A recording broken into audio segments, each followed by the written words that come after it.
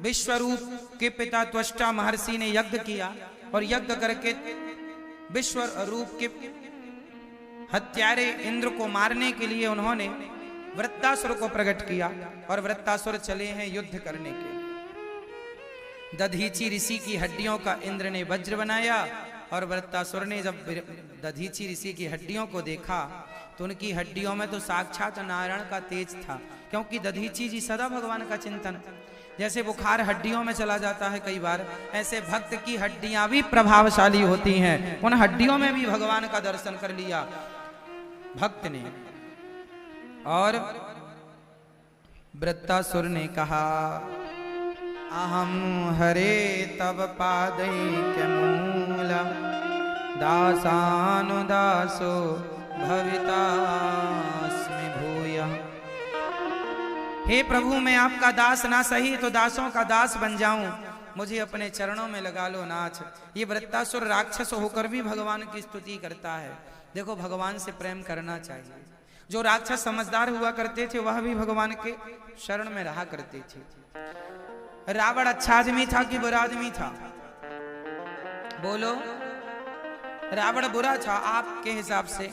बुरा तो था ही, उसे अच्छा भी नहीं कहा जा सकता। लेकिन रामचरितमानस में मैंने जब पढ़ा तो वहां पर रावण ने जब माता सीता का हरण किया है तो रावण ने सीता जी का हरण जरूर किया है, पर वहां गोस्वामी तुलसीदास जी लिख रहे हैं कि रावण ने माता के चरणों की वंदना की, वंदना करके हरण किया है कि हे माँ, हम अपराध कर रहे हैं, हमें माफ कर देना। रावण ने यह अपराध इसलिए किया कि मैं भक्ति कर भी लूंगा तो केवल मेरा उद्धार हो जाएगा, लेकिन राम से बैर कर लूंगा तो समस्त लंका के राक्षसों का उद्धार हो जाएगा, राम के हाथों मर जाएंगे उद्धार। इसलिए रावण ने ये योजना बनाई, इसलिए जानकर उसने सीता मां को हरण किया। अन्य गलतियां रही होंगी, अन्य बिंदु भी हैं, पर रावण ने सीता मां के चरणों की वंदना की। तो वो रावण ज्ञानी था, समझदार था, जानता था कि ये कौन है, साक्षात जगदम्बा है, साक्षात लक्ष्मी है। राम कौन है? साक्षात भगवान नारायण, भगवान विष्णु है। जानता था सब, लेकिन भक्ति करता तो खुद का कल्याण होता, 1,00,000 बेटों का थोड़ी कल्याण हो जाता, लेकिन दुश्मनी की तो सबका कल्याण करे। इसलिए आखिरी में गया है, मरने पहले सबको भेजा है, जाओ तुम लड़ो, तुम लड़ो, तुम लड़ो। मेघनाथ ने आके कहा कि वो कोई आदमी नहीं है, भगवान है। मैंने सारे अस्त्र शस्त्र चलाए, कोई काम ही नहीं कर रहा लक्ष्मण पर, चले जाओ शरण में। रावण बोला, ये तो जान गया कि भगवान है।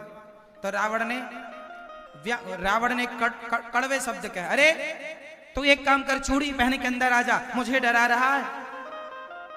मेघनाथ बोला, मैं आपका पुत्र हूं, मरूं जीऊं जो हो, पर लड़ूंगा। लड़ा, उसका कल्याण। भगवान के, जो भगवान का दर्शन करके मुक्त हो जाए वो भगवान के हाथों। अरे एक बात बताओ, माँ अपने बच्चे को 2-4 थप्पड़ मार दे तो क्या माँ के मारने में कोई दुश्मनी थोड़ी होती है? राम जी ने रावण को मारा तो कोई दुश्मनी से थोड़ी मारा, अपना बच्चा बिगड़ गया है तो पहुंचा दिया परम धाम, चल वहां रहना, तो यहाँ के लायक नहीं। जैसे एक स्कूल में बच्चा बदमाशी करने लगता है तो माँ दूसरे स्कूल में नाम लिखवा देती है, चल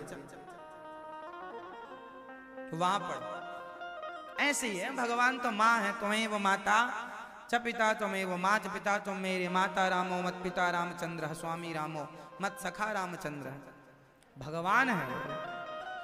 इंद्र ने दधीची ऋषि की हड्डियों का वज्र बनाया और इंद्र ने गुरु वृत्तासुर बन के आए और वृत्तासुर ने भगवान से कहा, अजात पक्षा इव मातरम खगा स्तन्यम यथा वत्सतराक्षुधार्ता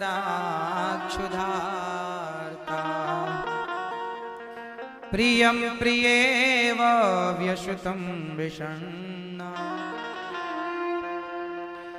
हे प्रभु, अजात पक्षा, जैसे पक्षी छोटा सा अपनी मां का इंतजार करता है, जैसे छोटा सा बछड़ा अपनी गाय का इंतजार करता है, ऐसे मैं प्रभु आपका इंतजार करता रहूं और मैं आपके प्रेम में डूबा रहूं। जैसे एक प्रेमिका अपने प्रेमी का इंतजार करती है, ऐसे गोविंद मैं आपका इंतजार करता रहूं। हे नाथ, आप मेरे हृदय में बस जाओ और मेरी प्रत्येक श्वास, जैसे बिना श्वास के जीवन जिया नहीं जा सकता, हे गोविंद आप मेरे प्राण बन जाओ, आत्मा बन जाओ, अर्थात मेरी प्राण वायु बन जाओ। मैं आपके बिना जी ना सकूं, रह ना पाऊं, मेरी श्वास श्वास में आप बस जाओ, ऐसा निवेदन किया। तब राजा परीक्षित ने कहा कि सुखदेव भगवान, ये तो राक्षस था, फिर उसने भगवान की स्तुति क्यों की? तब कहा कि ये राक्षस था, पर स्तुति इसलिए की क्योंकि ये पिछले जन्म का भक्त था। एक राजा था, नाम था चित्रकेतु, नाम तो चित्रकेतु था, पत्नियां बहुत सारी थी, दुर्भाग्य देखिए पुत्र नहीं था। एक पुत्र हुआ संत के कहने पर, तो एक रानी को बेटा हुआ पर बाकी रानियों को बच्चा हुआ नहीं, तो बाकी रानियों ने बच्चे को जहर दे करके मार डाला। ईर्ष्या द्वेष बहुत ज्यादा होता है, तो मार डाला। राजा रानी रोने लगे कि मेरा बच्चा चला गया मुझे छोड़कर। तब नारद जी ने उस मरे हुए बच्चे को जीवित किया। कहा, पिता ने कहा बेटा आ, मैं तुझे गले लगा लूं, आजा तुझे गले लगा लूं। और जब गले से लगाने के लिए पिता बढ़े तो उस बच्चे ने कहा, पिताजी खबरदार, पहले ये बताओ कि आप हो कौन, आप कौन है, कौन है आप? मुझे नहीं जानता बेटा, मैं तेरा पिता हूं। उस बच्चे ने कहा, पिताजी कितनी बार मेरा जन्म हुआ है, कितनी बार आपका जन्म हुआ, मैं किस जन्म का रिश्ता याद रखूं, ये मुझे याद कराइए। अच्छा ये बताओ, आपका इस धरती पर कितनी बार जन्म हो चुका है? आपसे सवाल। मैया आप बताओ, आपका कितनी बार जन्म हो चुका है धरती में? मैया आप बताओ, मेरी माँ नहीं, मैया आप बताइए आपका कितनी बार जन्म हो चुका है? मैया आप बताओ, चश्मा वाली मैया, आप चश्मा वाली मैया के पीछे चश्मा वाली मैया, कितनी बार आपका जन्म हो चुका है धरती में? नहीं पता? मैया पीछे वाली मैया बताएंगी आपका कितनी बार जन्म हो चुका है धरती पे? कितनी बार? एक बार, बस एक बार। मैया आपका कितनी बार हुआ? आप लोगों को कुछ याद रहता नहीं है। इस धरती पर, इस संसार में आपका और हमारा करोड़ों बार जन्म हो चुका है। करोड़ों बार आप किसी की मां बन चुकी हो, करोड़ों बार आप किसी के पिता बन चुके हो, करोड़ों बार आप किसी की बेटी और बेटा बन चुके हो, करोड़ों बार आप बच्चा पैदा कर चुके हैं।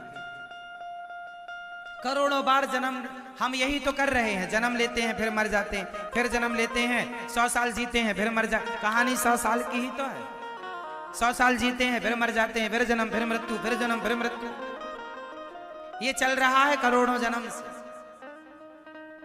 उस बच्चे ने कहा, पिताजी मैं कितनी बार आपका पिता बना, कितनी बार आप मेरे पिता बने, किस जन्म का हिसाब रखूं?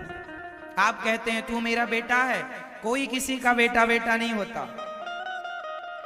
बहुत ध्यान से सुनिएगा, कोई किसी का पुत्र नहीं, कोई किसी का पिता नहीं, कोई किसी की मां नहीं, कोई किसी की पत्नी नहीं, कोई किसी का पति नहीं। प्रत्येक व्यक्ति अपना अपना कुछ दिनों का हिसाब चुकाने आता है। पत्नी का हिसाब चुक गया, पत्नी चली गई, पति का हिसाब चुक गया, पति चला गया, बेटे का हिसाब चुक गया, बेटा चला गया। इस धरती पर प्रत्येक प्राणी अपना हिसाब किताब ही चुका रहा है, कर्मों का फल ही भोग रहा है। आपके पति से कोई हिसाब बाकी था पिछला जन्म का, आप चुका रही हैं पत्नी बनकर। आपका पति बहुत सताता है आपको, तो ये भी आपके अपने किसी जन्म के कर्म हैं। उन कर्मों का दंड हमें और आपको किसी न किसी जन्म में तो भोगना पड़ता, सो आज भोग रहे हैं। ये हमारे ही अपने कर्म दंड होते हैं। किसी की पत्नी बहुत बुरी है तो पति ऐसी पत्नी को पाकर भोग रहा है, किसी का बेटा बहुत बुरा है तो ऐसे बेटे को पाकर के तुम कर्म दंड भोग रहे हो। भोगना पड़ेगा, चाहे हंस के भोगो रो के भोगो। तुम्हारा पति बहुत अच्छा है तो तुमने पुण्य किया होगा, इसलिए पति अच्छा है। तुम्हारा पति बुरा है, कोई पाप तुमने किया होगा जिसकी सजा मिल रही है। तुम्हारा बेटा अच्छा है, तुमने पुण्य किया होगा तो आपको अच्छा बेटा मिला। तुम्हारा बेटा बुरा है, तुमने कोई पाप किया होगा तो बेटा तुम्हें दंड दे रहा है, मारता है, गालियां देता है, प्रताड़ित करता है, मानसिक शारीरिक। तो ये सारी। अच्छा मुझे एक चीज बताओ, जब हमें सुख मिलता है तो वो हमारे अच्छे कर्मों का फल है कि बुरे कर्मों का? जोर से।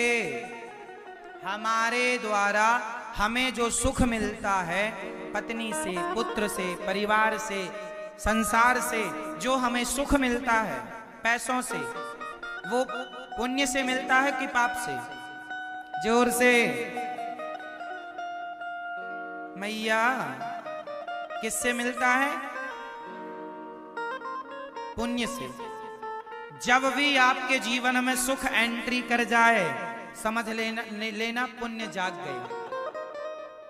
और जीवन में जब आपको दुख मिलना स्टार्ट हो जाए, पत्नी से, पति से, पुत्र से, परिवार से, पड़ोसियों से, किसी से, सांप ने डस लिया ये भी दुख है, बिच्छू ने डस लिया, डंक मार दिया ये भी दुख है, सांड ने धक्का मार दिया ये भी एक्सीडेंट हो गया ये भी दुख है। जीवन में जब दुख की एंट्री हो जाए, समझ लेना तुम्हारे पाप जाग गए। पुण्य जागेंगे तो सुखी हो जाओगे, और पाप जागेंगे तो दुखी हो जाओगे। तो प्रत्येक व्यक्ति, बाप अपने बेटे को कितना भी धन कमा कर दे दे, पर बेटे के भाग्य का सुख दुख उसे मिलके रहेगा। इसलिए बापों को ज्यादा बेटों के लिए हाय हाय नहीं करना चाहिए। बेटे का भाग्य वो लेके पैदा हुआ है, उसका सुख दुख वो भोगेगा। तुम बाप होकर भी कुछ नहीं कर सकते, केवल देख सकते हो। हाँ या ना? बोलो हाँ। कि तुम 1000 करोड़ की संपत्ति बेटे को देकर जाओ, पर उसके भाग्य में दुख होगा तो वो 1000 करोड़ का धन पाकर भी दुखी रहेगा। और तुम्हारे पुत्र के भाग्य में सुख है तो आप 1 रुपए मत दीजिए, सुख है तो भगवान कहीं ना कहीं से उसकी व्यवस्था करेंगे। क्यों? क्योंकि उसका भाग्य उसका साथ दे रहा है। और ये भाग्य क्या चीज होती है? आपका कर्म ही, आज का किया कर्म कल का भाग्य। आप जो आज अच्छा कर रहे हैं या बुरा कर रहे हैं, वही कल के लिए भाग्य तैयार हो जाएगा। ठीक है?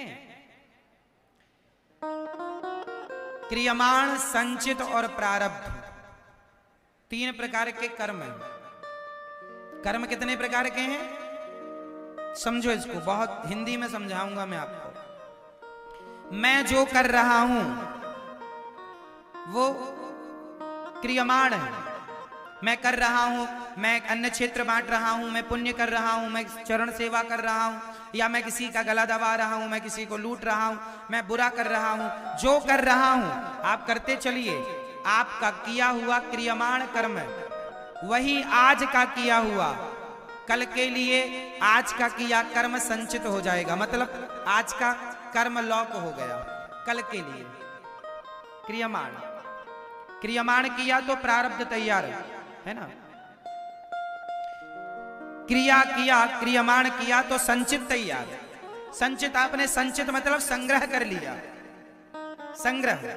फिर तीसरा है प्रारब्ध, जो आज आपने किया कर्म वो स्टॉक कर लिया आपने, स्टोर हो गया, रुक गया। अब वही जो कल आपको मिलेगा वही है भाग्य, वही है प्रारब्ध। तो जो पिछले जन्म में किया था वो स्टॉक आपका आज आपको मिल रहा है, अच्छा या बुरे के रूप में। सब चीजें स्टॉक होती हैं, अच्छा भी स्टॉक हो जाएगा, बुरा भी स्टॉक हो जाएगा, सेफ सब चीजें होंगी। कंप्यूटर में आप जो भी फाइल बनाएंगे, आप किसी को गाली ही लिख दीजिए, सेव कर दीजिए, वो भी फाइल सेव हो जाएगी। ये अपना हिसाब किताब लिखिए, वो भी सेव हो जाएगा। क्यों जी? तो आप अच्छा बुरा सब सेव हो रहा है, आज का किया सेव हो गया, अब वो आपको मिलेगा बाद में। आज आपने 100 रुपए कमाया, 100 रुपए आपने बैंक में जमा कर दिया, जब जरूरत पड़ी तो आपने 100 रुपए निकाल लिया। तो कमाया वह था क्रियमाण, बैंक में जमा कर दिया वह था संचित, और जो वापस ले लिया, जो मिलने लगा, वही है हमारा प्रारब्ध, वही है भाग्य। तो जो आपको मिल रहा है वो आपका ही अपना कर्म दंड मिल रहा है, कोई दूसरा नहीं आपको दुख दे रहा है। समझ रही हो मेरी माँ? तो आपका बेटा अच्छा होए इसलिए मैं ये बातें क्यों बता रहा हूं आपको, इसलिए कि जीवन में जब दुख मिले तो किसी को दोष ना देना, सदा भगवान का स्मरण करना। हे प्रभु, जो मेरे भाग्य का था मिल रहा है, तब गलती की होगी सो मिल रहा, अब गलती ना करना ताकि कल सुधर जाए तुम्हारा, कल आने वाला भविष्य सुधर जाए। अब तो गति बना लो अपनी मोक्ष की, शरण में आ जाओ। दोष ना दो किसी को कि पति के कारण, पत्नी के कारण, पुत्र के कारण, परिवार के कारण, हमें किसी को दोष नहीं देना। तुम्हारे कारण दुख मिला, तुम्हारे कारण न देना दोष किस्मत को, विपत्ति तो सब पे आती है, न देना दोष किस्मत को, विपत्ति तो सब पे आती है। विपत्ति आई अंधा अंधी पे, लाल श्रवण सपाया है। विपत्ति आई अंधा अंधी पे, लाल श्रवण सपाया है। न देना दोष दशरथ को, विपत्ति तो सब पे आती है। अब कोई कहे दशरथ जी के कारण अंधा अंधी पर विपत्ति आई ना, जो आना था वो आना था, कोई भी निमित्त बन के दे सकता है। इसलिए जीवन में जो दुख मिला करें वो हंसते हंसते सहन किया करो, क्योंकि ये भी हमारे ही, हमने कभी किसी का बिगाड़ा होगा कुछ, इसलिए हमारा भी बिगड़ रहा है। हमने ना बिगाड़ा होता तो हमारा कैसे बिगड़ता, ये हमारा ही हमें मिल रहा। पेड़ बोए बबूल का तो, पेड़ बोए बबूल का तो आम कहां से आए। एक दिन राम जी मेरे सपने में आए, बोले क्यों अनिरुद्धाचार्य क्या हो रिया है। मैंने कहा राघव देश रो रिया है। क्यों रो रिया है। मैंने कहा खाना चाहता है आम और बबूल बो रिया है, इसलिए देश रो रिया है। खाना चाहता है आम और बोता क्या है, यही तुम्हारे दुख का कारण है। तुम्हें लगता है हमने लूट लिया, हमने ठग लिया, हमने ये कर लिया, चतुराई कर ली, वो तुम्हारा सारी चतुराई निकलेगी, तुम्हारी भी निकलनी है। होशियार ना बनो, भगवान सब कुछ देख रहे हैं और सबको देख रहे हैं। विपत्ति आई राजा दशरथ पे, राम जब जा रहे थे वन को।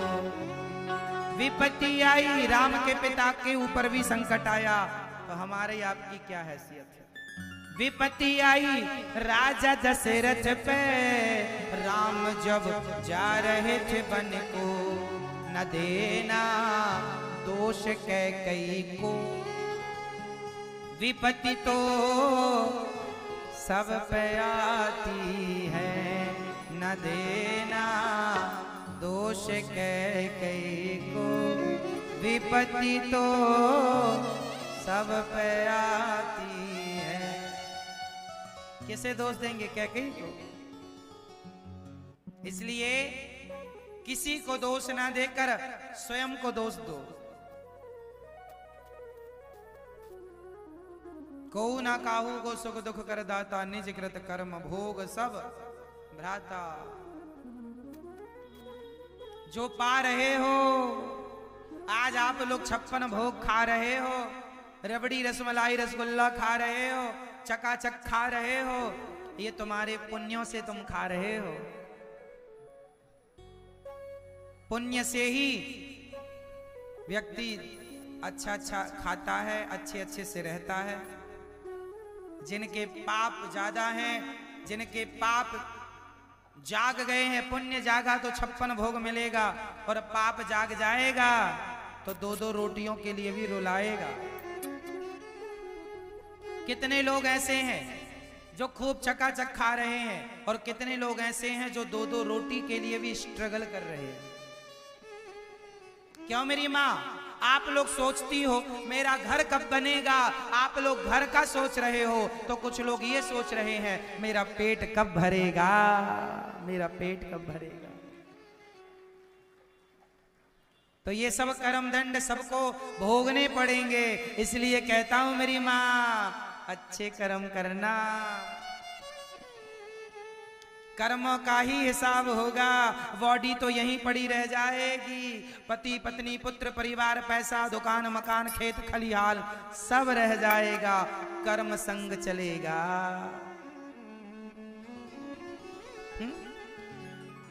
पिता चित्रकेतु ने जब अपने पुत्र ने कहा, पिताजी मैं पिछले जन्म में भिखारी था, आपके घर आया, आपने मुझे गेहूं काटा दिया, थोड़ा गाय का सूखा हुआ गोबर दे दिया था, मैंने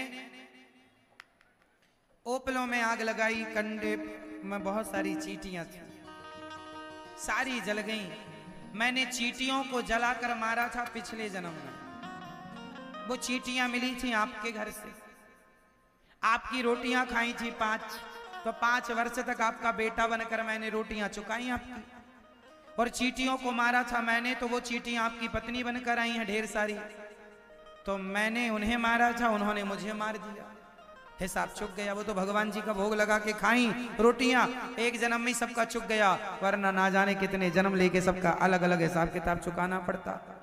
तो ये जो आपकी पत्नी है, पति है, ये कोई हिसाब किताब चुकाने का है साहब, चुक रहा है, चुकाओ, खुश खुश चुकाओ, हंसते हंसते चुकाओ। चित्रकेतु ने पुत्र की बात सुनी, वैराग्य हो गया, और वह माता पार्वती को देखकर हंसते हैं। माता पार्वती ने श्राप दे दिया, शिव पार्वती को देखकर हंसते हो जाओ, राक्षस हो जाओ। वह चित्रकेतु वृत्तासुर बना, और भगवत कृपा से आज भगवान के परम धाम को चले गए। ये भगवान की पावन कृपा है। बोलिए भक्त वत्सल भगवान की जय। भगवान का धरती पे अवतार कब कब होता है?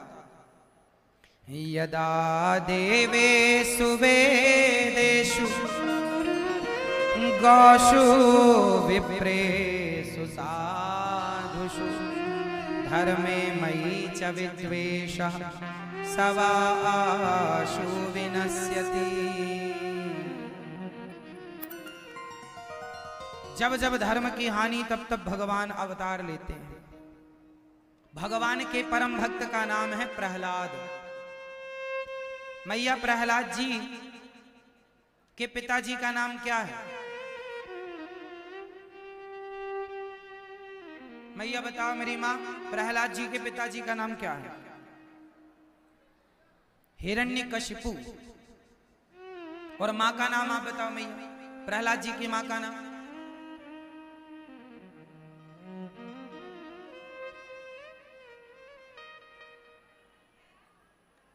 बोलिए। कयाधु। प्रहलाद जी की मां का नाम है कयाधु और पिता का नाम है हिरण्यकशिपु। प्रहलाद जी बहुत छोटे हैं, 5 वर्ष के हैं, पर छोटी सी आयु में खूब भजन करते हैं।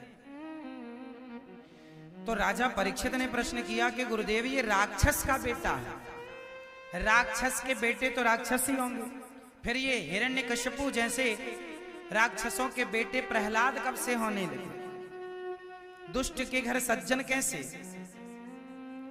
तब सुखदेव भगवान कहते हैं, राजन जब हिरण्यकशिपु तपस्या करने गया तो हिमालय में जाकर एक पेड़ के नीचे तपस्या करने बैठा कि उस पेड़ की डाल पर एक तोता आ गया और तोता बोला नारायण नारायण नारायण।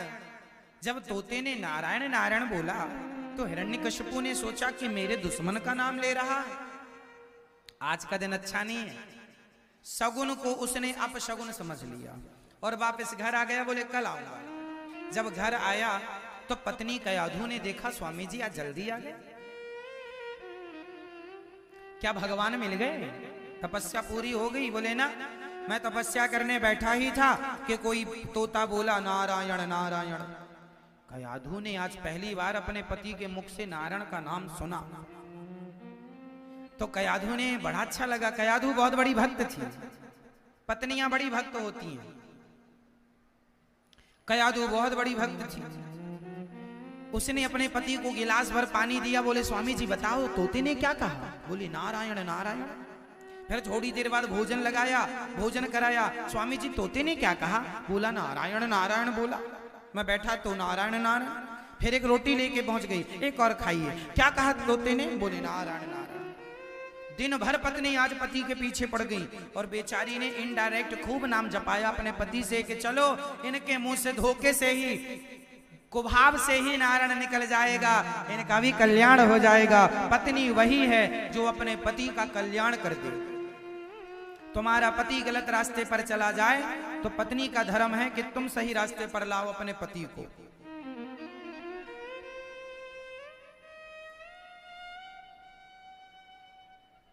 पत्नी पारक्षणे धातु से पत्नी और पारक्षणे धातु से पति तैयार होता है। अर्थात पत्नी वही जो पति के धर्म की रक्षा करे और पति वही जो पत्नी के धर्म की रक्षा करे।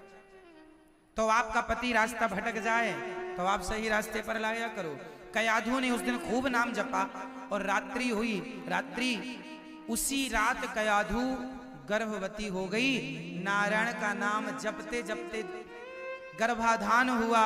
इसलिए नारायण का परम भक्त प्रहलाद जी पैदा हुए। ये बहुत बड़ा साइंस है, बहुत बड़ा साइंस है। इसलिए ये बात हर स्त्री हर पुरुष को सुननी चाहिए। आप लोग ध्यान से समझिएगा कि माँ बाप में कोई बीमारी हो तो वह बीमारी भी बच्चे के अंदर जाती है। बोलो हाँ या ना? डॉक्टर कई बार कहते हैं क्या ये बीमारी आपके पिता को है? यदि बाप को कोई बीमारी है तो उसके लक्षण भले कम ही सही पर बेटे में दिखेंगे। कोई बीमारी माँ को है तो उसके लक्षण बेटे में बेटी में कुछ ना कुछ तो अंश रहेगा।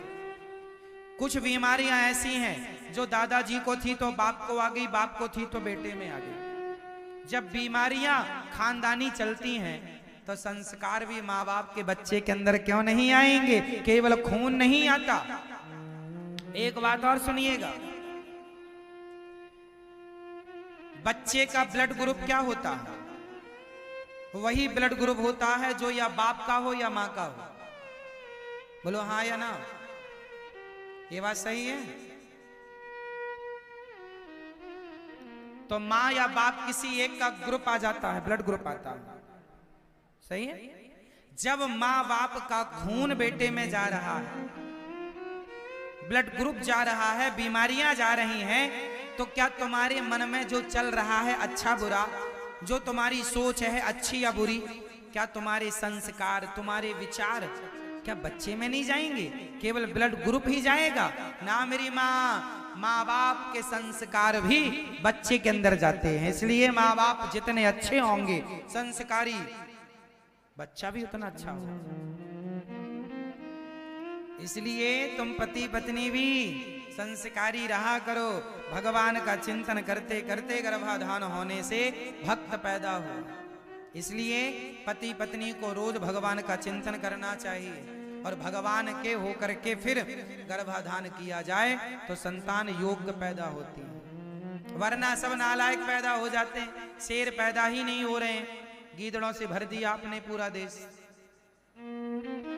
बताओ किसका बेटा विवेकानंद है? किसका बेटा महाराणा प्रताप बन रहा है आज के युग में?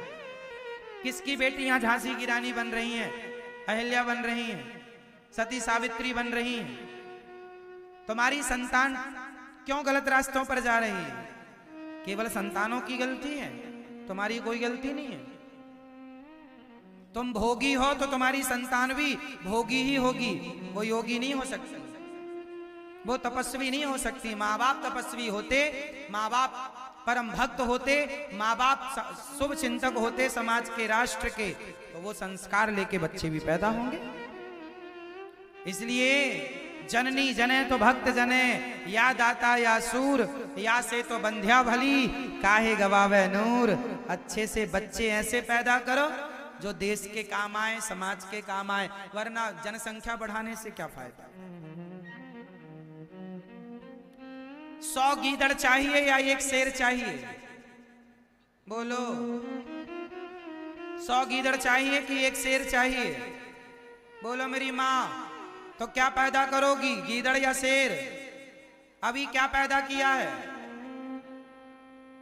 अभी क्या है आपका बेटा, शेर या गीदड़?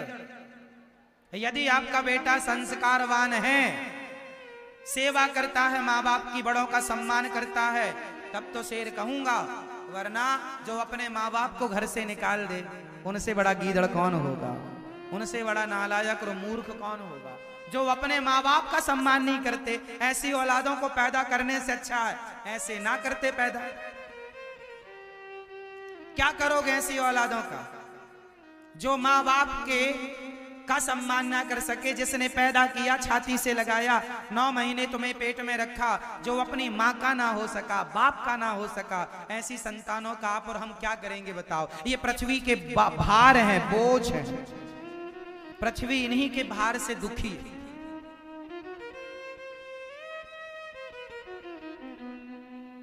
कौन क्या चाहिए आपको? जननी जने तो भक्त जने।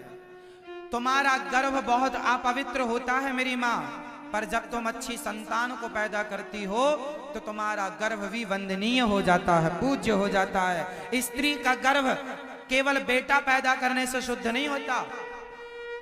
स्त्री का गर्भ तब शुद्ध होता है जब आपने किसी भक्त को या देश प्रेमी बेटे को जन्म दिया हो, या महाराणा प्रताप हो, सूरदास हो, तुलसीदास हो, रैदास हो, झांसी की रानी हो, मीरा हो, कर्मा हो। बेटी हो तो भक्त हो, बेटा हो तो भक्त हो, समाज का सेवक हो, देश की सेवा करें, तब तो आपका गर्भ शुद्ध हो गया। वरना क्या अर्थ निकला फिर बच्चे पैदा करने? व्यर्थ तुमने दर्द सहा प्रसव का, व्यर्थ चला गया तुम्हारा दर्द। इसलिए कोई तुमसे ये नहीं पूछेगा कि तुम्हारे बैंक में बैलेंस कितना है।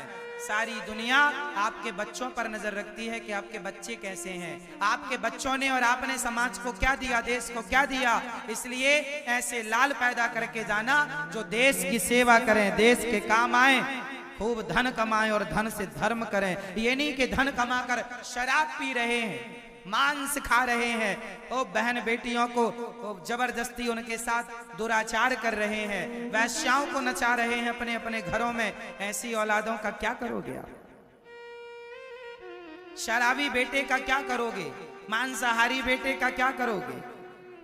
अरे कोई राष्ट्र प्रेमी पैदा करो, भक्त पैदा करो। जननी जने तो भक्त जने, या दाता या देने वाला दानी पैदा करो, जो खूब कमाए, धन और धर्म से जोड़े, दानी पैदा करो। कहां गए वो कर्ण जैसे दानी? कहां गए वो हरिश्चंद्र जैसे लोग? आज तो 2-2 रुपए में लोग झूठ बोल रहे हैं।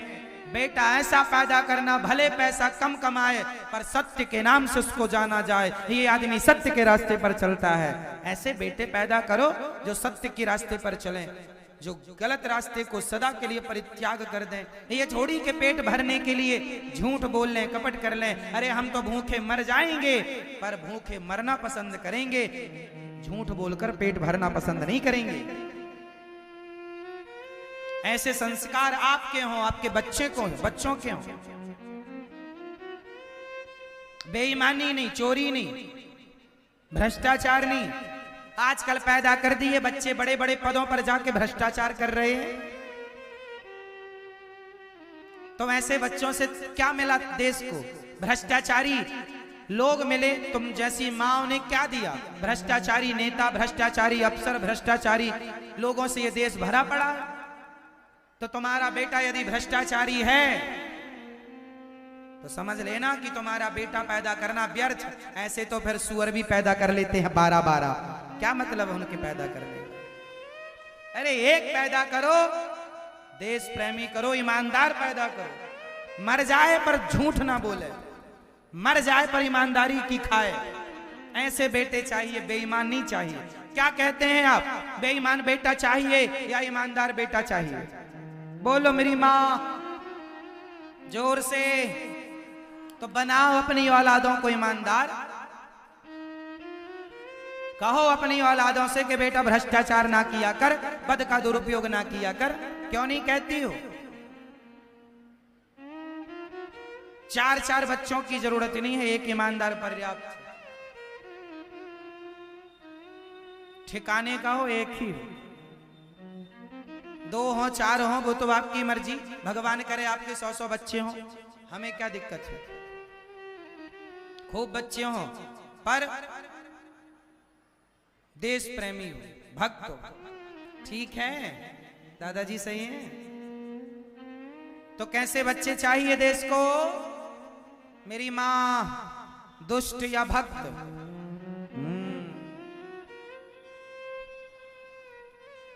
सुनो मेरी मां, एक बात और बताऊं। आप लोग कहती हो ना महाराज 100 साल जिए, 80 साल जिए ना। 80 साल और 100 साल का लोभ ना किया करो। मेरी आयु, मेरा भी 32वां जन्मदिन गया है, अब मैं 33 रनिंग पे चालू हूं। मेरी 32 साल की आयु पूरी हो चुकी है, ये 33वां रनिंग चल रहा है। मैंने अपने 32 सालों में, मैं अपने 32 सालों से संतुष्ट हूं। मैंने अपने जीवन में 32 सालों में वो किया है जो एक इंसान को, एक व्यक्ति को संसार में आकर करना चाहिए। अब मुझे 50 साल जीने का भी लोभ नहीं है, 80 साल जीने का भी लोभ नहीं है।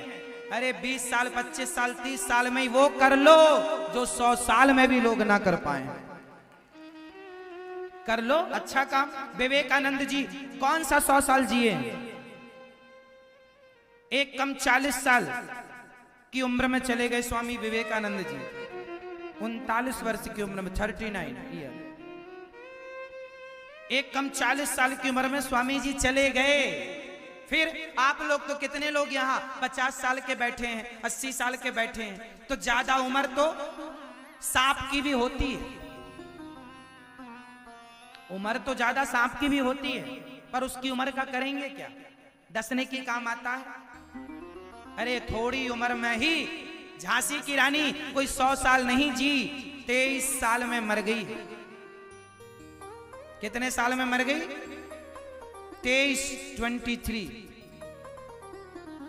साल में वो कर गई जो 100-200 साल की उम्र पाके भी शायद हम लोग ना कर पाए। महाराणा प्रताप कोई 200-400 साल थोड़ी जीवित थे, क्या उम्र थी? कर गए अपने नाम को अमर। इसलिए ज्यादा जीने की चाहत ना रखो मेरी मां। जितनी जिंदगी है उतनी बहुत है। आद्य शंकराचार्य जी कितने साल रहे धरती पर? केवल 29 वर्ष, 29। मेरे से भी पहले चले गए आद्य शंकराचार्य जी। 29, एक कम 30 वर्ष की उम्र चले गए। आज सदियां बीत गईं, आज तक याद किया जाता है महापुरुषों को। मंडन मिश्र जैसे ज्ञानी को शास्त्रार्थ में पराजित करने वाले आद्य शंकराचार्य जी। तो जरूरी नहीं है कि आपकी उम्र 80 साल हो तो आपका ज्ञान ज्यादा हो, आपकी उम्र 100 साल हो तो आपका ज्ञान ज्यादा हो। अरे आप कम से कम उम्र में भी अपने आप को अमर कर सकते हैं। कुछ ऐसा कर जाओ कि देश आपको जाने, समाज आपको जाने। करो देश के लिए, अपने लिए तो कुत्ते भी लड़ते मरते हैं। करना हो, करने का जज्बा रखते हो तो अपने लिए और अपने परिवार के लिए तो कुत्ते भी जीते हैं, पशु पक्षी भी अपनों के मुंह में दाना डालते हैं। अरे सभी में बांट कर खाए वो इंसान होता है। इतिहास वो नहीं रचते जो अपने परिवार के लिए जीते हैं, इतिहास वो रचते हैं जो समाज और देश के लिए जीते हैं, देश के। इसलिए जियो देश के लिए, हम जिएंगे और मरेंगे। ऐ वतन तेरे लिए दिल दिया है, जान भी देंगे। कमाया करो। आजकल लोग पैसा कमाते हैं, इनकम टैक्स देने से भागते हैं। टैक्स नहीं चुकाते। क्यों नहीं चुकाते? कमाओ खूब और टैक्स भी खूब दो, ताकि तुम्हारे टैक्स से, अरे भारत का प्रत्येक नागरिक खूब कमाए, आप सब कमाओ और सभी लोग टैक्स दो। जब सब टैक्स देंगे तो हमारा देश और तरक्की करेगा और आगे जाएगा, क्योंकि टैक्स से ही सरकारें चलती हैं, देश चलता है। सबको कमाना चाहिए। आज हमारे देश में इतनी अकर्मण्यता है, एक कमा रहा है, चार बैठे बैठे खा रहे हैं, खटिया तोड़ रहा है। एक भाई कमाता है तो दूसरे भाई को लगता है यही कमाए, हम तो खटिया तोड़ेंगे। वो खटिया तोड़ तोड़ के खाता है भाई का, ये नहीं कि कमाए। हमारे देश में बेरोजगारी नहीं है, हमारे देश में अकर्मण्यता है। बोलो हाँ या ना? क्या है हमारे देश में? अकर्मण्यता। कोई करना ही नहीं चाहता। आप सबको नौकरियां चाहिए, नौकरी मिल जाए, नौकरी। नौकरियां लेना क्यों है? अरे देने वाले बनो ना, नौकरियां देना है, नौकरियां देने वाले बनो। देने के लिए दिमाग सेट ही नहीं करते। सारी जिंदगी तुम्हारी नौकरियां दे दो भैया, नौकरियां दे दो, दे दो, दे दो। सारी जिंदगी मांगते मांगते मर जाते हो। लेने वाले बनते हो आप, देने वाले क्यों नहीं बनते? तुम्हारी सोच ही छोटी है। दीमक यहां लगा है। अपाहिज वो नहीं होता जो पांव टूट गया तो अपाहिज मान लिया। अरे जिसका शरीर का एक अंग ना हो उसे अपाहिज नहीं कहते। अपाहिज वो है जो अपनी बुद्धि मानसिकता से अपाहिज हो जाता है। जो नौकरियां लेने वाला बना है, देने वाला बनना ही नहीं चाहता, इन्हें आप अपाहिज नहीं तो क्या कहेंगे? बुद्धि के अपाहिज लोग हैं ये। आप सोच बड़ी क्यों नहीं करते? काम बड़ा क्यों नहीं करते?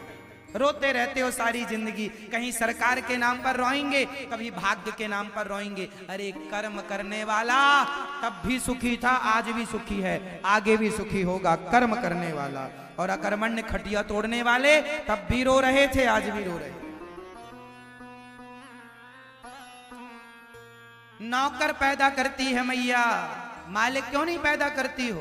तुम्हारे बच्चे बड़े हुए तो नौकरी दे दो, नौकरी दे दो, नौकरी। ये सब नौकरी करने वाले कौन होते हैं?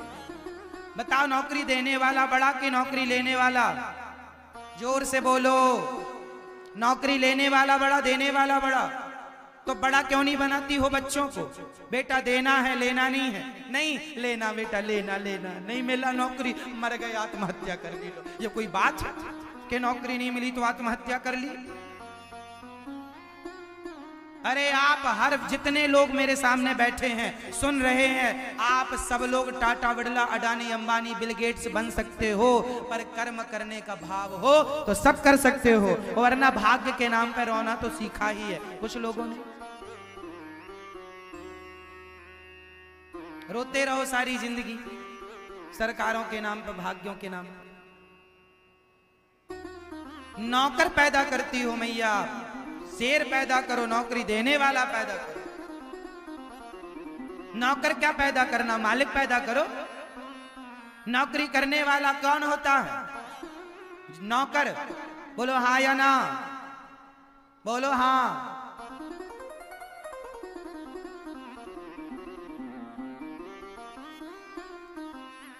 सुप्रीम कोर्ट, हाई कोर्ट की एक कटिंग मेरे पास अखबार की रखी है। कोर्ट ने कहा है आईएएस आईपीएस अफसरों से, आप देश की जनता के नौकर हैं, मालिक बनने की कोशिश ना कीजिए। आईएएस आईपीएस भी जनता के, जोर से, नौकर होते हैं। तो नौकर ठीक है, आप बड़े बड़े पदों पर जाएं, पर नौकर बनने से अच्छा है, बड़े नौकर बनने से अच्छा है छोटा सा मालिक ही बन जाओ। मालिक बनने की भावना क्यों नहीं रखते हो? क्या ख्याल है आपका, मालिक बनने का कि नौकर बनने का? इसलिए देश नौकर बनने से आगे नहीं बढ़ सकता, देश मालिक बनने से आगे बढ़ेगा। बोलो हाँ या ना? मेरे देश में नौकर ज्यादा होंगे तो देश तरक्की नहीं करेगा। मेरे देश में जब मालिक ज्यादा होंगे तब तरक्की करेगा। अब आप सवाल करें कि महाराज जी सारे लोग नौकरियां देने वाले बन जाएंगे तो नौकरियां करेगा कौन? अरे पहले बनो तो सही। नौकरियां करने के लिए लंदन, अमेरिका, जापान के लोग आएंगे भारत में नौकरियां करने के लिए। जब भारत के लोग नौकरियां करने अमेरिका जा सकते हैं, लंदन, जापान जा सकते हैं, तो वहां के लोग यहां नौकरियां करने क्यों नहीं आएंगे? तुम में काबिलियत तो हो, सारी दुनिया तुम्हारी नौकरी करेगा। तुम में योग्यता हो तो सारी दुनिया तुम्हारी नौकरी करेगा। पर तुम्हारी खुद की इच्छा नौकर बनने की है, हम क्या करें? मालिक बनने का भाव रखो, बिजनेस करो अपना, व्यापार करो अपना, नई सोच लगाओ अपनी, कैसे पैसा कमाएंगे और कैसे धन कमाकर, धन खूब कमाना चाहिए, खूब पैसा कमाओ, पर उस धन को धर्म से जोड़ते रहो, परोपकार से जोड़ते रहो, जरूरतमंदों की सेवा में लगाते रहो। ये जीवन है।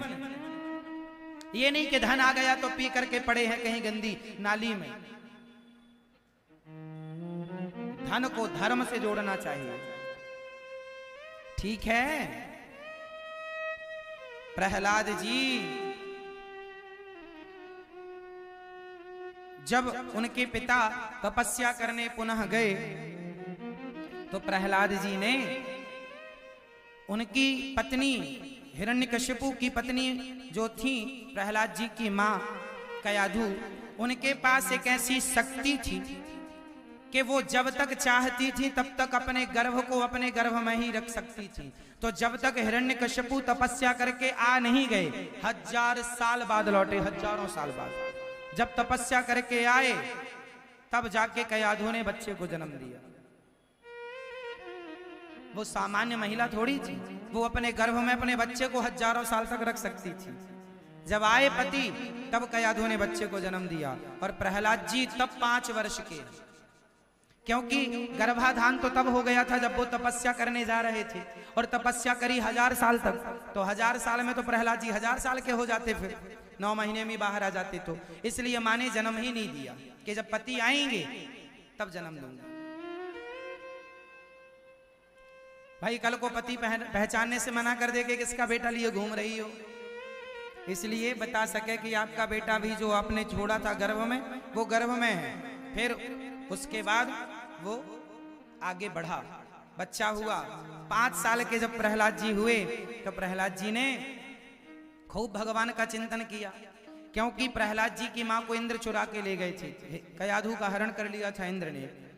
तब नारद जी ने छुड़ाया था कि आप कयाधु के गर्भ को नष्ट ना करो, उनके गर्भ में भगवान का भक्त है। कयाधु जी को अपने आश्रम में नारद जी ले गए और खूब कथाएं सुनाई, और कथाओं के संस्कार पेट में पल रहे बच्चे को प्राप्त होते रहे। माँ ने तो सब भुला दिया पर प्रहलाद जी को याद रहा, इसलिए प्रहलाद जी बचपन से ही भक्त हैं। इसलिए भक्त हैं क्योंकि गर्भ से ही भक्ति के संस्कार प्राप्त हो गए, इसलिए भक्त। इसलिए भक्त हैं। तो प्रहलाद जी छोटी सी उम्र में भक्ति करने लगे तो हिरण्यकश्यपु को गवारा ना हुआ। उन्होंने अपनी बहन को बुलाया, होलिका गोद में लेकर बैठ गई, आग लगा ली कि प्रहलाद को जलाकर मार डालेंगे। दुनिया आपको कितना भी मारना चाहे, एक बात याद रखना, बचाने वाले भगवान हैं तो कर लेने दो कोशिश दुनिया वालों को, बाल भी बांका नहीं होने देंगे भगवान। पर जब समय पूरा हो गया है तो फिर हंसते हंसते चले जाया करो कि जितना ठाकुर जी ने जीवन दिया उसे स्वीकार किया, अब चलते हैं। पर जब तक कृपा गोविंद की है, जब तक आपकी आई नहीं है मृत्यु, कोई नहीं बाल भी बांका कर सकता। प्रहलाद जी को होलिका लेकर बैठी, होलिका तो जल गई पर प्रहलाद जी का बाल भी बांका नहीं हुआ। प्रहलाद जी को पढ़ने के लिए भेजा, पढ़ करके जब प्रहलाद जी आए तो पिता ने कहा, आपने क्या पढ़ाई की है, कुछ सुनाओ। प्रहलाद जी ने कहा, श्रवणम कीर्तनम विष्णु स्मरणम पाद सेवनम अर्चनम बंदनम दास्यम सख्यमात्म निवेदनम। श्रवणम, कथा श्रवण करना पहली भक्ति। कीर्तन करना भगवान का दूसरी, इसलिए कथा ज्यादा से ज्यादा सुना करो। आप कितने लोग, इसलिए कहता हूं काम खूब करो, पर काम करते हुए मोबाइल पे कथा चालू कर दो और सुनते रहो। कथा कानों में पड़ेगी तो कुछ ना कुछ अच्छा ही सुनने को मिलेगा, सीखने को मिलेगा, पॉजिटिविटी मिलेगी। व्यर्थ की हम निंदा चुगली सुनकर भी क्या प्राप्त कर लेते हैं। व्यर्थ की बकवासों में भी समय लगाने से क्या मिल जाएगा मेरी माँ। इसलिए अच्छी चीजें सुनना सीखो, अच्छे रास्ते पर चलना सीखो और कथा से जुड़ना सीखो। कितने लोग कथा सुनते हैं मोबाइल पर। आप सभी लोग अपना मोबाइल निकाल लो अभी और YouTube पर अनिरुद्धाचार्य जी सर्च कर लो, और ये जो कथा चल रही है आप अपने मोबाइल पर देख सकते हैं। इस कथा की लिंक को आप व्हाट्सएप में, फेसबुक में भेज दीजिएगा, ताकि आपके वो लोग भी सुने जो यहाँ नहीं आ पाए, वो भी कथा से जुड़ें। और चैनल को सब्सक्राइब कर लीजिएगा। YouTube पर 86 लाख लोगों का परिवार है भक्तों। यदि आप भी चाहें तो अपने आप को जोड़ सकते हैं इस बड़े परिवार से। 86 लाख लोग, 86। बहुत जल्दी 1 करोड़ लोगों का परिवार पूरा हो जाएगा। आपने चैनल को सब्सक्राइब नहीं किया तो कर लीजिएगा, ताकि 1 करोड़ लोगों का परिवार जल्दी पूरा हो और एक बड़ा परिवार से आप जुड़ें। इस परिवार से जुड़ेंगे तो केवल शिक्षा और संस्कार ही मिलेगा आपको और आपके बच्चों को। कुछ ज्ञान ऐसा होता है जो आप अपने बच्चों को नहीं दे सकते, पर मैं ये दास अनिरुद्ध कथा के दौरान दे सकता हूँ। तो जो अच्छी बातें मैं बताया करूँ वो बच्चों को जरूर सुनवाया करूँ। सोच बदलती है। बच्चों को भी गाइड चाहिए बेहतर, कि उन्हें भी कोई गाइड कर सके, सही रास्ता दिखा सके। बच्चे पता नहीं होता, कई बच्चों को यही नहीं पता कि हम कौन सा सब्जेक्ट लें। पूछते रहते हैं कि हम कौन सा सब्जेक्ट लेके अब आगे चलें, किसमें हमारा फ्यूचर है। उन्हें तो ये नहीं पता कि हमारा फ्यूचर किसमें है। इसका मतलब वो, उन्हें जैसी ही गाइड मिल जाएगी वो उस रास्ते पर निकल पड़ेंगे। यदि अच्छी संगत मिल गई तो बच्चे अच्छे हो जाएंगे। बुरी संगत, उसी समय किसी ने गलत गाइड कर दिया, गलत रास्ता बता दिया, तो गलत रास्ता पकड़ लेगा। इसलिए कुछ चीजें आप बताओ अपने बच्चों को और कुछ चीजें ये दास पर छोड़ दो, हम आपके बच्चों को बताएंगे। इसलिए आप YouTube पर जोड़े रहिएगा, ताकि आप अपने बच्चों को भी जोड़ सकें, ताकि उनको वो ज्ञान मिल सके जो आप लोग नहीं दे पाएंगे। कुछ ज्ञान ऐसा है मेरी माँ, कुछ बातें ऐसी हैं ना स्कूल सिखा सकता है, ना कॉलेज सिखा सकता है, ना यूनिवर्सिटी सिखा सकती है, ना बाप सिखा सकता, ना माँ, केवल गुरु ही सिखा सकता है। इसलिए कुछ चीजें हैं जो केवल संस्कार सत्संग से ही मिलेगा। इसलिए कथा जरूरी है। आजकल मानसिकता क्या बना ली है कुछ लोगों ने, अरे कथा सुनना तो बूढ़ों का काम है। अरे बूढ़ों का काम नहीं है कथा सुनना। आजकल हम जो कथा आपको सुना रहे हैं वो बूढ़ों के मतलब की भी है, पर बूढ़ों से ज्यादा बच्चों के मतलब की कथा है। बोलो हाँ या ना। हम जो सुना रहे हैं वो बूढ़ों के साथ साथ बच्चों के मतलब की भी है। सीखेंगे तो, सुनेंगे तो समझेंगे, सुनेंगे तो बहुत कुछ होगा। इसलिए सिखाओ, समझाओ, बताओ। कथा जरूरी है। बच्चों को बताया करो, सिखाया करो, समझाया करो, पढ़ाया करो। इसलिए ये दास अनिरुद्ध प्रहलाद जी पढ़कर आए। पिता ने कहा क्या सीखा तुमने? तब प्रहलाद जी ने क्या सीखा जरा सुनिएगा।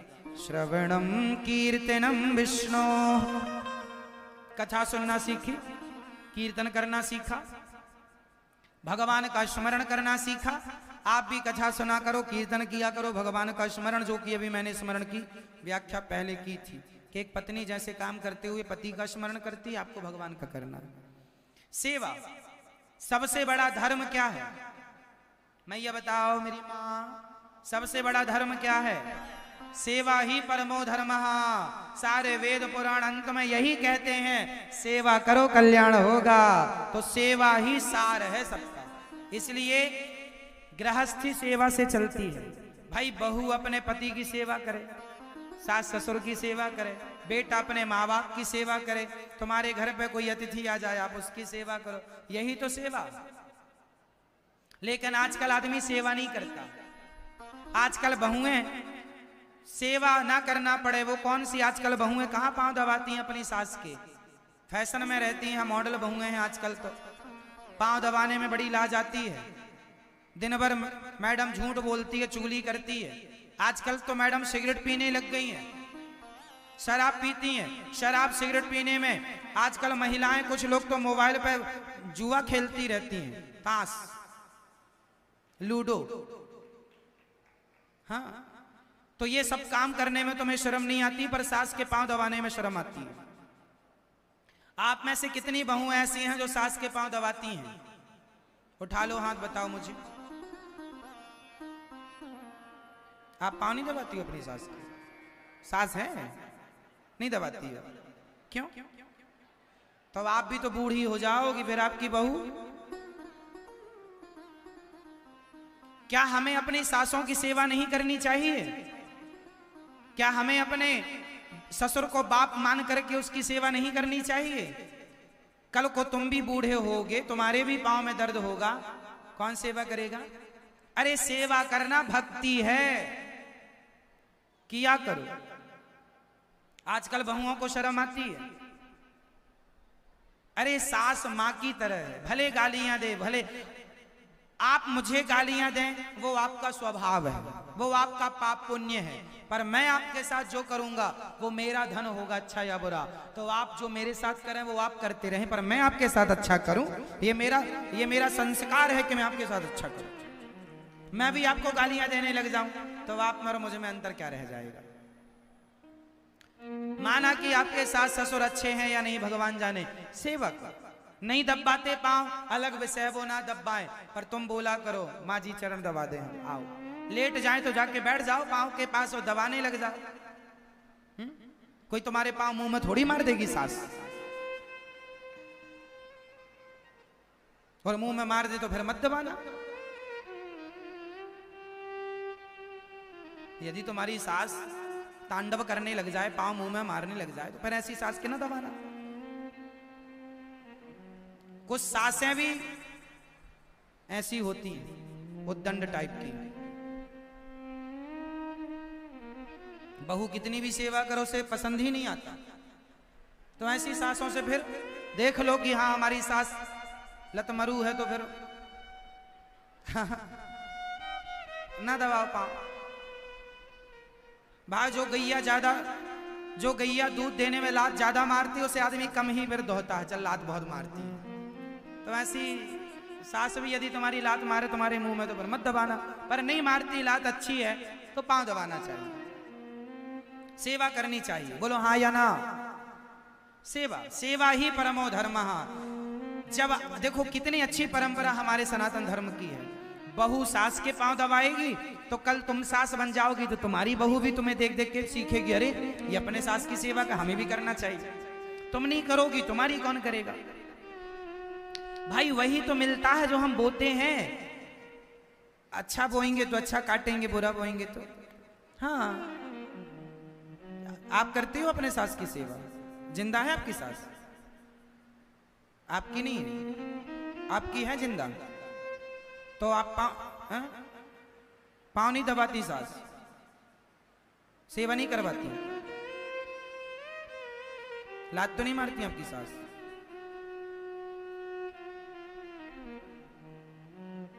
तो सेवा करना चाहिए, सास की सेवा करो। बेटे को अपने माँ बाप की सेवा करना चाहिए, और आपके द्वार पर कोई भी अतिथि आए उसे भोजन करा के उसकी सेवा करो। भोजन सेवा ये गृहस्थों का धर्म है। कहते हैं गृहस्थों के घर से कोई अतिथि भूखा चला जाए तो हमारा सारा पुण्य लेकर के चला जाता है, अपना सारा पाप दे करके चला जाता है। इसलिए अतिथि देवो भव, मातृदेवो भव, पितृदेवो भव, आचार्य देवो भव, अतिथि देवो भव। सेवा करनी चाहिए। हम गृहस्थों को सेवा करना ही सिखाया गया है, और यही हमारा मूल धर्म है। सेवा ही नहीं करते आप लोग, बाकी सब करते हैं। वो सेवा ही कहते हैं करोगे सेवा तो मिलेगी। अब मेवा मिल ही नहीं रही है, क्योंकि सेवा कर ही नहीं रहे हो। ये दास अनिरुद्ध तो सेवा करता है। मैं तो आपको अपनी सास के पांव दबाने को कह रहा हूं। हमारे गौरी गोपाल आश्रम में तो वो माताएं हैं जिन्होंने मुझे जन्म भी नहीं दिया, लेकिन फिर भी मैं एक इंसानियत के नाते उन माओं की सेवा कर रहा हूं कि नहीं, पांव दबा रहा हूं कि नहीं। फिर जब मैं अपनी इंसानियत का परिचय दे रहा हूं तो आप अपनी इंसानियत क्यों भूल रही हो या भूल रहे हो? सास बहू का परिचय ना दो, इंसानियत का परिचय दो। इंसानियत के नाते इंसान, एक इंसान ही इंसान के काम आता है, और इंसान होकर भी आप इंसानों के काम ना आ सके तो इंसान होना व्यर्थ हो जाएगा ना मेरी माँ। तो कौन कौन बहुएं सेवा करेंगी आज से? तुम्हारी सास भले कुछ भी कहे, तुम सेवा करना, क्योंकि सेवा का फल सास नहीं देगी, सेवा का फल भगवान देते हैं। सेवा का फल बाप नहीं देगा, सेवा का फल भगवान देते हैं। कौन कौन सेवा करेगा? उठा लो अपने हाथ। नहीं उठा पा रही है मैयाएं हाथ, नहीं करेंगी। जिनकी सास जिंदा है वो तो उठाएं। मैया आपकी सास है? नहीं, तो जब थी तब की सेवा आपने अच्छा है किया है तो अच्छा है। द्रौपदी और गांधारी का क्या रिश्ता था? मैया, ओ मेरी माँ, पंचायत बाद में करना, मेरी माँ सुन लो। द्रौपदी जो है उनकी सास है कुंती, लेकिन द्रौपदी की बड़ी सास जो है वह है गांधारी। ये गांधारी वही गांधारी है जो दिन रात पांडवों के मरने का सपना देखती थी। ये धृतराष्ट्र वही धृतराष्ट्र है जो दिन रात पांडवों को मरने का सपना देखते थे। फिर भी जब 100 बच्चे मर गए थे गांधारी के, तब द्रौपदी जाती थी और सास के पांव दबाती थी गांधारी के द्रौपदी। किसी ने कहा, द्रौपदी आप गांधारी के पांव दबा रही हो, इसने तो पूरी कसर लगाई, पूरी कोशिश की तुम्हारे पतियों को मारने की। तब द्रौपदी ने कहा, इसने जो किया था वो इसका फल इससे मिल चुका है, जो मैं करूंगी वो मुझे मिलेगा ना। इसने ईर्ष्या की, इसने मुझसे द्वेष किया, मैं क्यों करूं? जो इसने किया उसे मिल गया। धर्मराज युधिष्ठिर धृतराष्ट्र के पांव दबाते थे। धर्मराज युधिष्ठिर, ये धृतराष्ट्र कौन है? ये वही धृतराष्ट्र है जो पांडवों को मारने का दिन रात सपना देखता था। ये वही धृतराष्ट्र है जो भीम को गले लगाने के लिए बुलाया, तुझे गले लगाऊं, और दबाना चाहा था, मारना चाहा था। वो तो भगवान ने दूसरा भीम का पुतला दे दिया था। ये कथा जानते हो कि नहीं आप लोग? कितनी दुष्टता, सांप भी इतना जहरीला नहीं होगा जितना जहरीला धृतराष्ट्र जी महाराज थे, जितने जहरीले। लेकिन धन्य है धर्मराज युधिष्ठिर के, चूंकि वो बड़े पिता थे तो बच्चे मर गए हैं तो पांव दबाते हैं, पुत्र धर्म निभाते हैं। ये सेवा है। धर्मराज से किसी ने कहा, ये तो आपको मारने का षड्यंत्र करता रहा और आप पांव दबा रहे हैं। धर्मराज युधिष्ठिर ने कहा, इन्होंने जो किया उसका फल इन्हें मिल रहा है। इन्होंने जो किया वो इनके संस्कार थे, जो हम कर रहे हैं वो हमारे संस्कार हैं। ये नहीं कि सामने वाला दुष्ट है तो मैं भी दुष्ट हो जाऊं। यदि मैं भी दुष्ट हो गया तो फिर उस दुष्ट में और तुम दुष्ट में अंतर क्या रहा? तुम्हारी सास माना कि दुष्ट है तो तुम भी दुष्ट हो गई यदि तुमने उसकी सेवा नहीं की तो। तुम कौन सी सज्जन हो गई फिर? तुम कौन सी पतिव्रता नारी का परिचय दे रही हो? इसलिए मेरी मां, सेवा का फल इंसान नहीं देता, सेवा का फल कौन देता है? जोर से। और मैं एक बात बता रहा हूं, लिख लो मस्तिष्क में, कि तुम्हें तीर्थ का फल मिले ना मिले, तुम्हें यज्ञ जप तप का फल मिले ना मिले, पर तुम्हें सेवा का फल मिलकर ही रहेगा। निश्चित है, सेवा का फल मिलेगा, मिलेगा, अटल सत्य। इसलिए सेवा ही परमो धर्मा। द्रौपदी की तरह बहू बनो और युधिष्ठिर की तरह बेटा बनने की कोशिश करो, है ना मेरी मां? चलो ये तो हो गई द्रौपदी की कथा। सीता मां जब 14 साल बाद वापस आई हैं तो माता सीता माता कैकेयी के पांव दबाती थी। आपकी सास आपको घर से निकाल दे तो आप सदा के लिए अपनी सास को मुंह नहीं देखेंगी, त्याग देंगी। ये स्वभाव आपका है। लेकिन धन्य है मेरी मां सीता जिन्हें वनवास दिया 14 साल का, कपड़े उतरवा लिए थे कैकेयी ने सीता माँ के वनवास जाते टाइम, राजसी कपड़े उतरवा लिए थे और वस्त्र सिंपल जंगली वस्त्र दिए थे, सारा सोना चांदी उतरवा लिया था वो कैकेयी। पर धन्य है मेरी माँ भगवती सीता, सादर सास ससुर पद पूजा, यही ते अधिक धर्म नहीं दूजा। कैकेयी माँ के पांव दबाती हैं और राम जी भी जाते हैं। भरत जी कैकेयी के पांव नहीं दबाते, पर राम जी जाते हैं कैकेयी माँ के पांव दबाते हैं। प्रथम राम भेंटी कैकेयी। चित्रकूट जब मिलने आए सारे लोग, कौशल्या सुमित्रा कैकेयी भरत, तो राम जी पहले अपनी कौशल्या माँ से ना मिले, पहले अपनी सुमित्रा माँ से ना मिले, पहले राम जी कैकेयी माँ से मिले। धन्य है मेरे राम, जिनके अंदर कोई ईर्ष्या नहीं, कोई द्वेष नहीं। हम लोगों को तो कोई जरा सा कुछ कह दे ईर्ष्या कर लेते हैं, उसने हमें ऐसा कहा, सारी जिंदगी का मन मुटाव कर लेते हैं। सारी जिंदगी हम घृणा नफरत में जीते और मर जाते हैं। पर धन्य है मेरे राम, सीखो ये कथाएं केवल सुनने पढ़ने की नहीं है, चरितार्थ करने की। माता